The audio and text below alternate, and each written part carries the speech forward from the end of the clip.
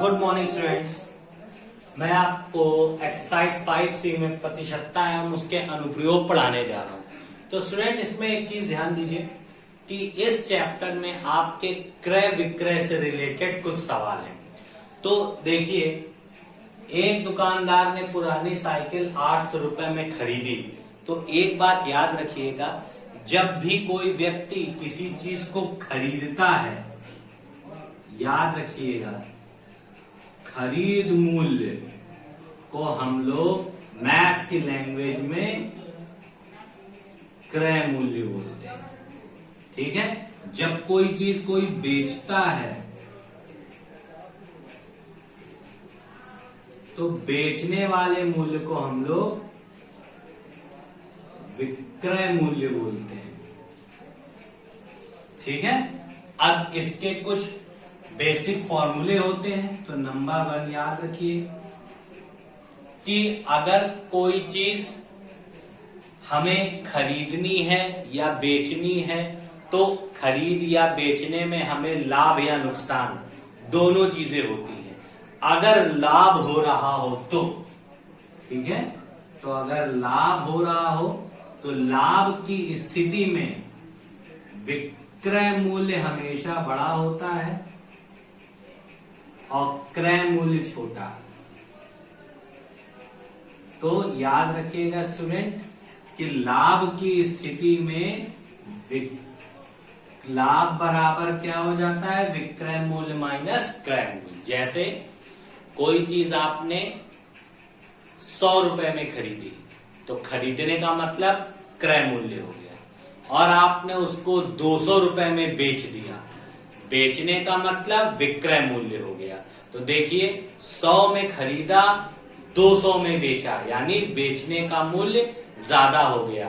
तो लाभ बराबर हमेशा विक्रय मूल्य माइनस क्रय मूल्य। और दूसरा फॉर्मूला हमारा होता है वो है हानि।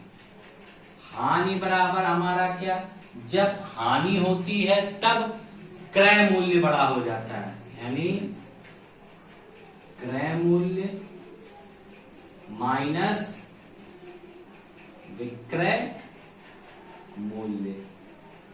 हानि में क्या होता है आपका, क्रय मूल्य माइनस विक्रय मूल्य। इस पे ध्यान देने वाली बात एक है कि हमने कोई चीज 100 रुपए में खरीदी और 50 रुपए में बेच दी, तो खरीदने का मूल्य ज्यादा है, बेचने का मूल्य कम है। इसका मतलब हमें क्या हुई, हानि। तो हानि बराबर क्रय मूल्य माइनस विक्रय मूल्य। ये तो सिंपल सी बात थी। अगर यही चीज प्रतिशत में पूछी जाए, कि पूछा जाए आपसे लाभ प्रतिशत, तो जब कभी भी लाभ प्रतिशत पूछा जाए तो फॉर्मूला होता है लाभ गुणे 100 बटे क्रय मूल्य। लाभ प्रतिशत बराबर होता है लाभ गुणे 100 बटे क्रय मूल्य।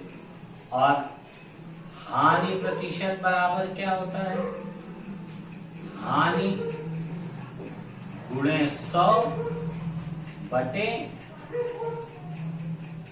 क्रय मूल्य। हानि प्रतिशत बराबर ये फॉर्मूला होता है। तो आप लोग ये दोनों फॉर्मूले और ये दोनों फॉर्मूले, यानी फॉर्मूला नंबर 3 और फॉर्मूला नंबर 4 ध्यान से देख लीजिए। अब इन दोनों में आपने एक चीज नोटिस की होगी कि दोनों ही फॉर्मूले में अपॉन में क्रय मूल्य लिखा हुआ है। क्रय मूल्य क्यों लिखा हुआ है, देखिए, जब तक हमें किसी वस्तु का क्रय मूल्य नहीं पता होगा तब तक हम ये पता ही नहीं लगा सकते हैं कि हमें लाभ हुआ है कि हानि। अब ये एक आपके सामने मार्कर है, इस मार्कर को मैं 20 रुपए में अगर आपको सेल कर दूं, यानी 20 रुपए में इसको बेच दूं, तो हम आपसे बोले कि बेटा बताइए हमको लाभ हुआ क्या हानि। आपको विक्रय मूल्य पता है कि मैंने 20 रुपए में बेचा है आपको, आप इसमें हमको लाभ हुआ है कि हानि आप पता नहीं कर सकते हो, क्योंकि आप लोगों को ये नहीं पता है कि इस मार्कर का क्रय मूल्य कितना है। अगर इस मार्कर का क्रय मूल्य आपको पता होगा तभी आप इसमें लाभ और हानि को नोट कर सकते हो या ज्ञात कर सकते हो। तो स्टूडेंट इन चारों फॉर्मूलों को आप लोग लिख लीजिए और फिर ऊपर लिखे हुए सवालों को मैं समझाता हूं। आप चारों फॉर्मूलों को नोट कर लीजिए।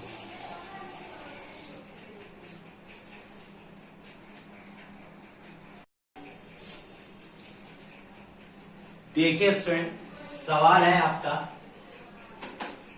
एक दुकानदार ने पुरानी साइकिल 800 रुपए में खरीदी तथा मरम्मत के लिए 250 रुपए खर्च किए।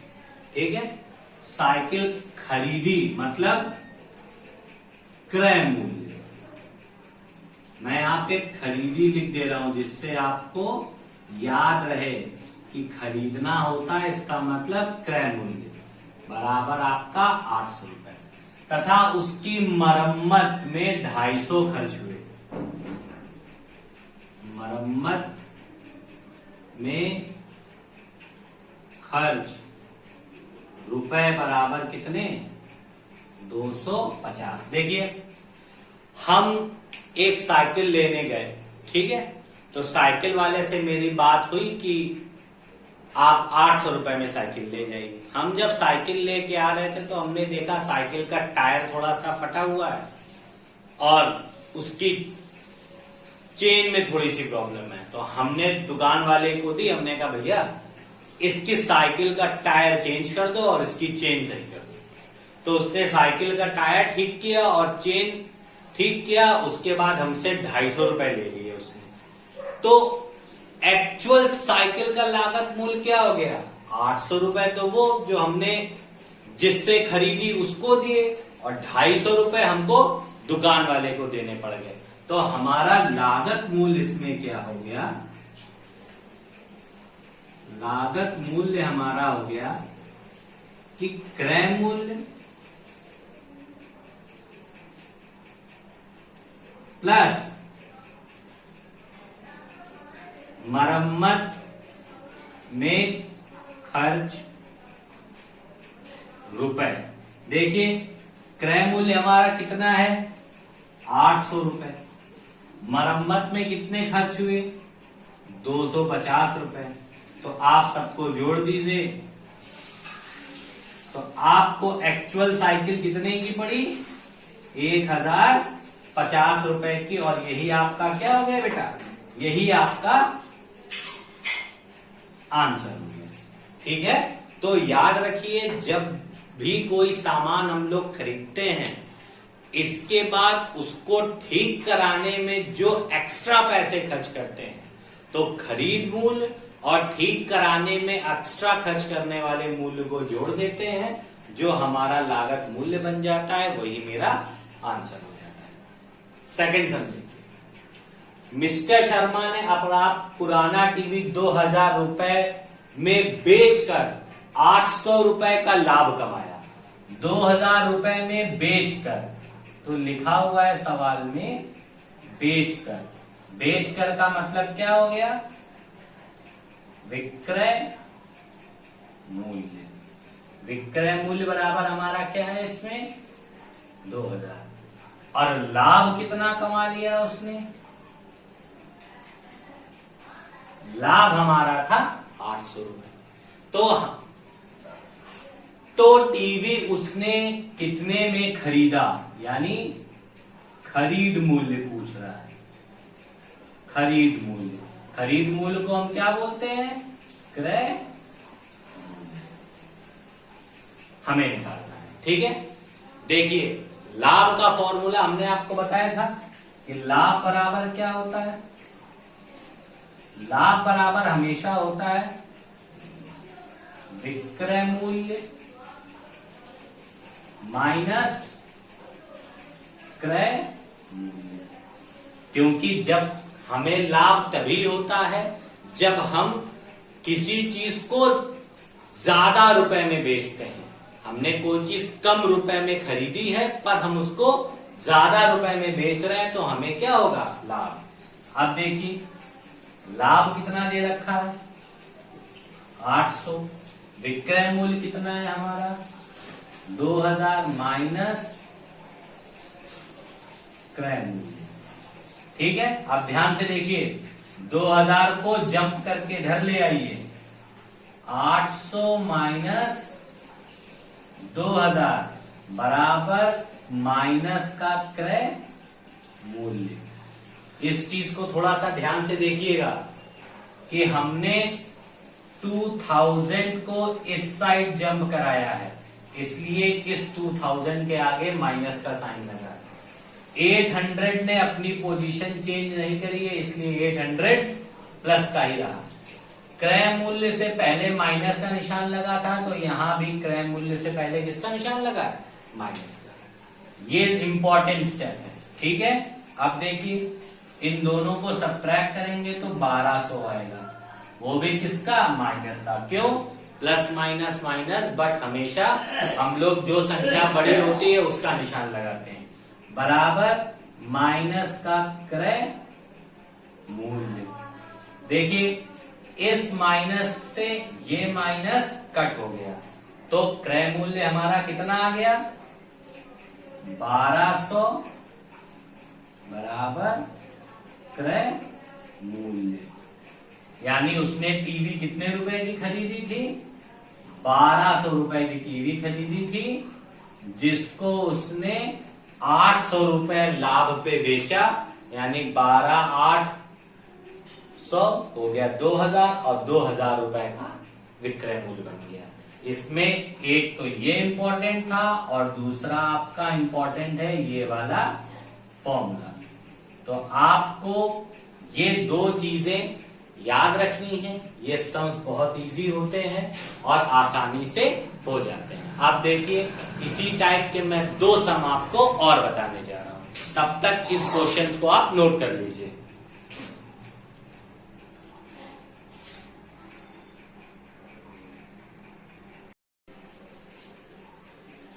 देखिए स्टूडेंट, क्वेश्चन नंबर 3 है, एक मिक्सी 3200 रुपए में खरीदी गई, यानी क्रय मूल्य हमारा मिक्सी का कितना आ गया?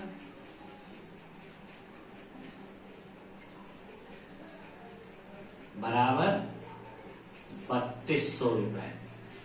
ठीक है, क्योंकि इसमें खरीद लिखा है, खरीद मूल्य को हम क्या बोलते हैं? क्रय मूल्य। तथा 2800 रुपए में बेच दी गई। जब बेच दी गई यानी विक्रय मूल्य। विक्रय मूल्य हमारा है 2800 रुपए। देखिए, 3200 रुपए में मिक्सी खरीदी गई और 2800 रुपए में बेच दी गई, तो इसका मतलब हमें नुकसान हुआ, यानी हानि हुई। तो तुरंत हानि निकाल लीजिए। तो हानि बराबर क्या हो गया? क्रय मूल्य माइनस विक्रय मूल्य। तो क्रय मूल्य हमारा है 3200, विक्रय मूल्य हमारा है 2800, यानी हानि हमको हुई है 400 रुपए की। सवाल में हानि नहीं पूछ रहा था, सवाल में पूछ रहा था हानि प्रतिशत। तो जब हानि प्रतिशत पूछ रहा है, तो हानि प्रतिशत का फॉर्मूला क्या होता है बेटा? हानि प्रतिशत बराबर होता है हानि गुणे 100 बटे क्रय मूल्य। ये फॉर्मूला आप लोग अपने दिमाग में बैठा लीजिए कि हानि प्रतिशत का ये फॉर्मूला होता है। तो अब हमको हानि प्रतिशत निकालनी है, तो इसी के आगे हम शुरू कर दे रहे हैं सवाल। देखिए कैसे। हानि कितनी आई है हमारी? 400 रुपए इंटू 100, और क्रय मूल्य हमारा कितना था? 3200 रुपए। ठीक है, अब देखिए हम इसको निकाल रहे हैं। ये 0 से ये 0 और ये 0 हमने कट कर दिया। 4 1 जा 4, 4 8 जा 32, 4 2 जा 8, 4 2 जा 8, 4 5 जा 20। अब हमारी डिजिट आई 25/2, इसको जब डिवाइड करेंगे तो 12.5%। हमें कितने की हानि हुई? 12.5% की हमको क्या हो गई? हानि। कैसे किया हमने पूरे सवाल को? सिंपल सा सवाल था, क्रय मूल्य 3200 रुपए दे रखा था, विक्रय मूल्य 2800 था। हमको पता चल गया था कि इसमें हमको क्या होगी? हानि होगी, क्योंकि हमारा क्रय मूल्य बड़ा हो गया और विक्रय मूल्य छोटा। तो 3200 माइनस 2800 किया, आया 400। हानि प्रतिशत बराबर हानि गुणे 100 बटे क्रय मूल्य। 400 गुणे 100 बटे क्रय मूल्य हमारा 3200 था। कट करके सम को सॉल्व कर लिया, तो 12.5% की हमको क्या हुई? हानि हुई। ठीक, अब नेक्स्ट सवाल देखिए। एक व्यापारी ने 15 क्विंटल चावल 980 प्रति क्विंटल के भाव से खरीदा। कीड़ा लग जाने के कारण उसे 5% हानि पर बेचना पड़ा। चावल का विक्रय मूल्य ज्ञात कीजिए। देखिए, इस सम्स में क्या है कि हमें 15 क्विंटल चावल 980 प्रति क्विंटल के भाव से खरीदा। तो एक क्विंटल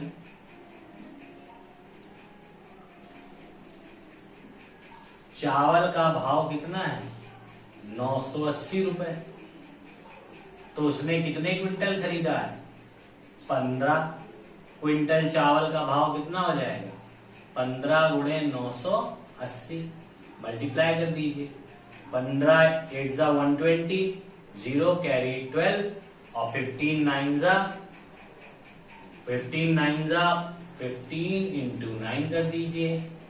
9 5 जा 45, कैरी 4, 9 1 जा 9 और 4 13 135 और 135 प्लस 12 आ गया आपका 147।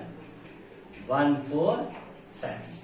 15 क्विंटल चावल का मूल्य कितने रुपए हो गया? देखिए, हमें जब तक एक क्विंटल में कितना होता है ये पता नहीं चलेगा, तब तक हम लोग लाभ और हानि नहीं निकाल सकते।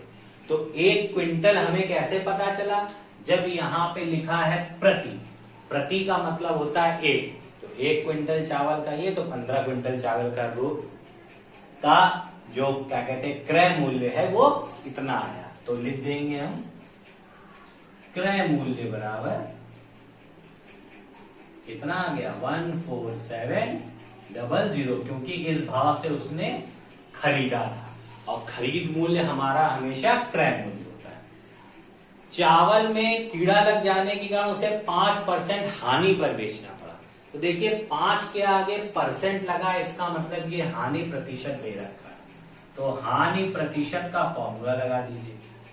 हानि प्रतिशत बराबर होता है हानि गुणे 100 बटे क्रय मूल्य।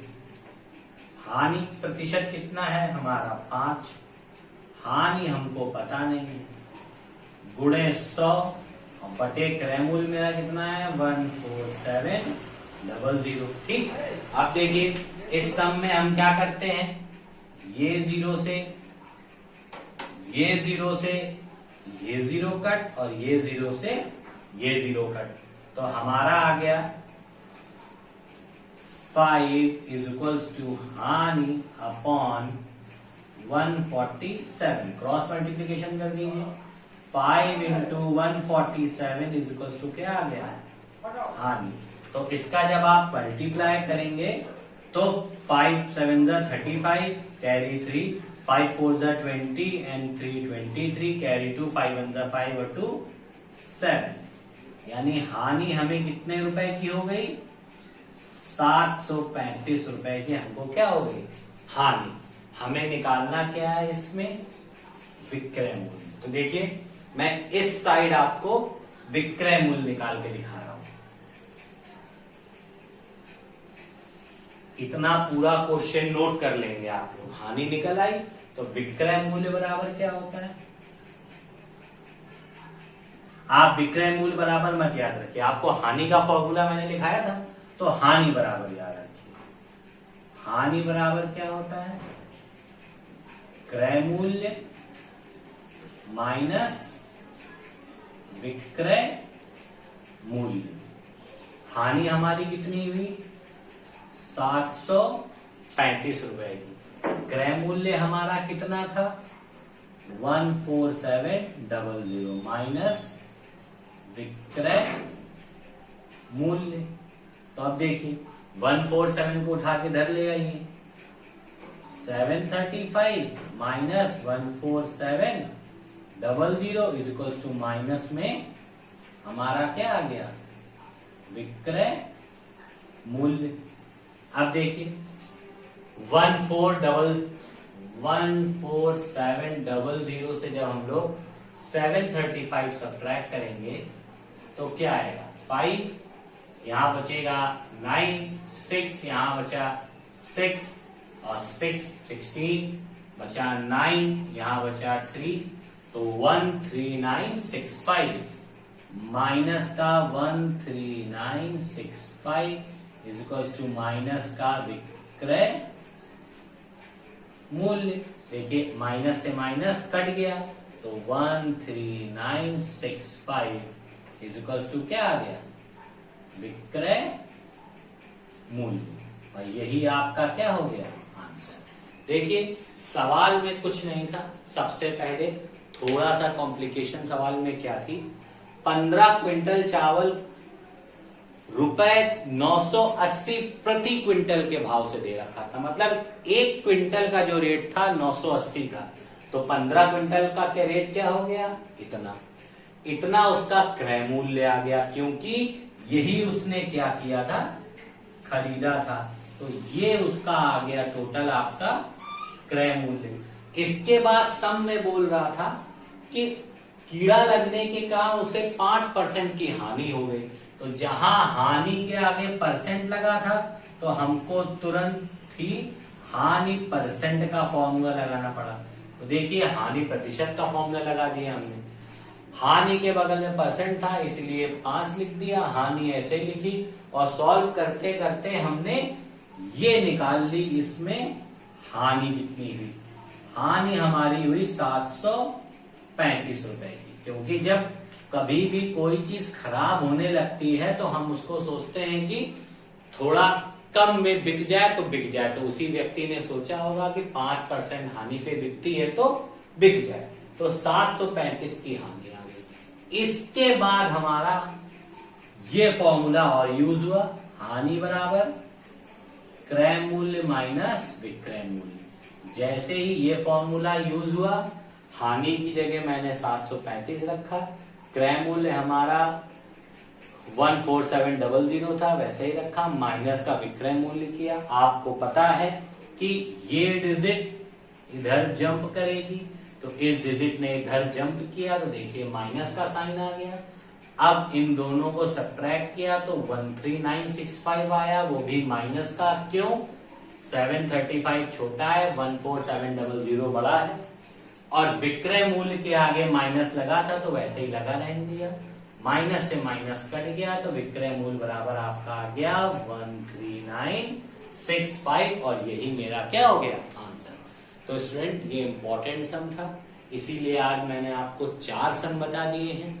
इसी टाइप के सम्स मैं आपको आगे भी बताऊंगा और इस एक्सरसाइज को कंप्लीट करूंगा। तो स्टूडेंट इसको आप साफ साफ नोट कर लीजिए। कहीं भी कुछ ना समझ में आए तो हमसे मैसेज या कॉल के थ्रू पूछिए। Okay students, thank you and have a nice day.